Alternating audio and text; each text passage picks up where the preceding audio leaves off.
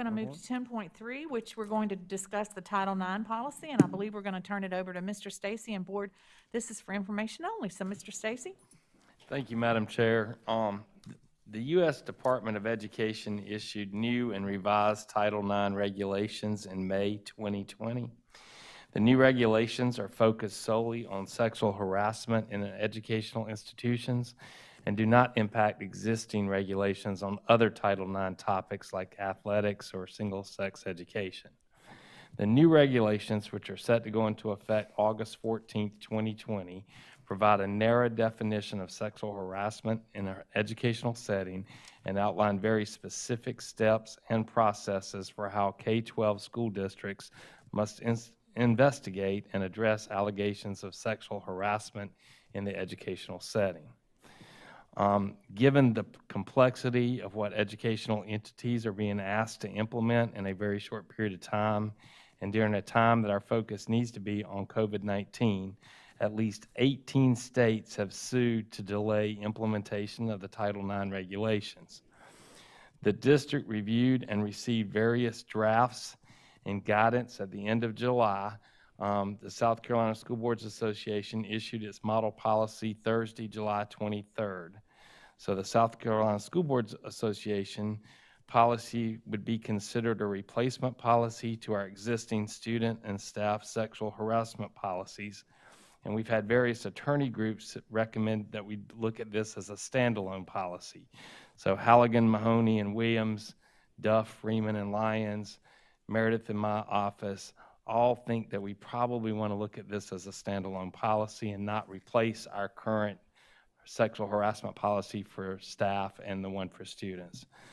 The reality is that the regulations are complex and burdensome. One of our obligations is to conduct training for relevant staff. So we have a 3-hour Title IX training for the district and school administrators that will cover the basics on August 12th, 2020. We anticipate that we can use the training to obtain a deeper understanding of our Title IX obligations and make a sound policy recommendation to you when we bring a policy to you for first reading on August 18th, 2020. A standalone policy would allow us to outline our Title IX obligations while keeping a policy on sexual misconduct that doesn't meet the higher Title IX standard, but that we as a district would want to address and stop on the front end. Title IX has a narrow definition of sexual harassment and includes quid pro quo, sexual assault as defined by the Clery Act, or crimes under the Violence Against Women Act, or conduct that is so severe and pervasive that it denies equal access to an educational program. In our current standard, the words is severe or pervasive, and that one word, or and, is a big change. And so basically under Title IX language, a single act of misconduct would not be addressed as sexual harassment unless it's quid pro quo or a crime. And what we want to do is we want to be able to report and address misconduct before it gets to that point. And so the example that was given to me by Meredith was that, if a coach looked at a young lady walking down the hall and said, "Oh man, you look really sexy in that outfit," that might not raise to the standard of a Title IX harassment complaint, but that would be something that we would definitely want to address. And so that's the idea. So I think what we're going to do is when we go to this training on the 12th, we'll get better information. We'll bring to you a Title IX policy, but we'll know whether it's going to be the standalone policy as recommended by our attorneys or whether it's going to be a replacement policy that models the School Board Association. Either way, we're going to have a Title IX sexual harassment policy, and we're also going to try to address sexual misconduct at a lower level. So that's coming August 18th, and I look forward to sharing that with you. And I think, Mr. Stacy, one of the things is that law has passed. And so even if our current policy that we have tonight does not match that law, the law supersedes that policy, and we would adhere to the law and we would bypass the policy, because the way this rolled out, it has been so fast.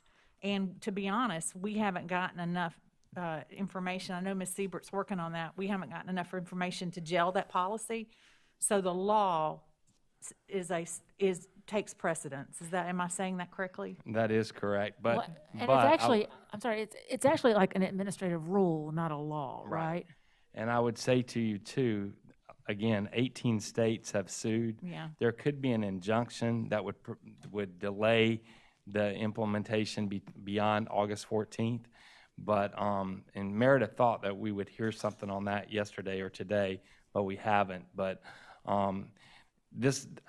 just the background on this thing, it's really about colleges. Right. And it's really about students in college with professors. And that's where this is coming. And it really involves a lot more people. Like we'll have to have a Title IX coordinator, an investigator, a decision maker, and then an appeals person. And so it really is very specific about what you do at each level. And so, and we're going to adhere to it. I mean, we don't condone sexual harassment at any level, but we want to do what's right for our kids. Right, okay. Thank you. Thank you. Any questions or comments, board, regarding that? I guess stay tuned, right? Yes, ma'am.